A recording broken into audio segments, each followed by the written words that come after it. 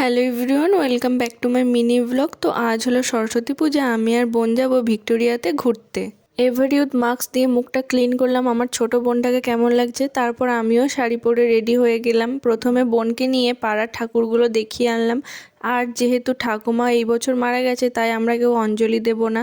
আমাকে কেমন লাগছে অবশ্যই কমেন্ট করে জানাবে।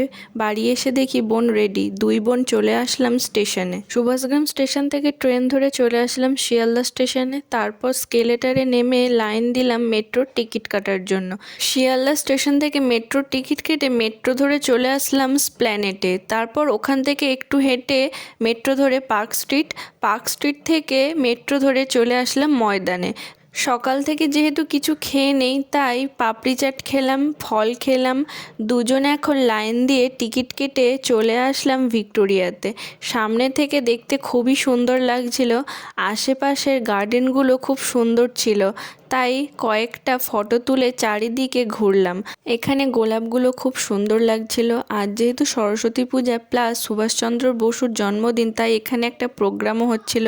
দেন এবার আমরা বেরিয়ে পড়লাম। আর যেদিকে দেখছি সেদিকেই শুধু কাপল, তাদের মাঝে আমি আর আমার বোন সিঙ্গেল। মেট্রোতে এত ভিড়, তাই বাসে করে চলে আসলাম শিয়ালদাতে। এসে বিরিয়ানি খেলাম। আমাদের ট্রেনের দেরি আছে, তাই অপেক্ষা করতে করতে জল তেষ্টা পেয়ে গেল। ট্রেনে করে চলে আসলাম সুভাষগ্রামে। আমাদের পাড়ার প্যান্ডেলটা খুব সুন্দর করেছিল। বাড়ি এসে দেখি পিসি গোটা চচ্চড়ির জন্য সব সবজি কেটেছে। আমি ফ্রেশ হয়ে রান্না করতে বসে পড়লাম। প্রথমে একে একে সব সবজিগুলো ভাজলাম, তারপর সব সবজিগুলো দিয়ে দুই পিসি ভাইজি মিলে নাড়ছিলাম। তো এইভাবেই 23শে জানুয়ারি দিনটা কাটলো। ভিডিওটা ভালো লাগলে চ্যানেলটাকে সাবস্ক্রাইব করবে। বাই।